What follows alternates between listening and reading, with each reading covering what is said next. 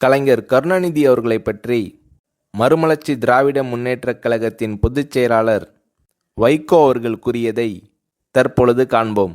ஏழை எளிய பள்ளி படிப்பையும் முடிக்க இயலாத வழியில் வந்தவர்தான் இன்றைக்கு பல பல்கலைக்கழகங்களை உருவாக்கினார்.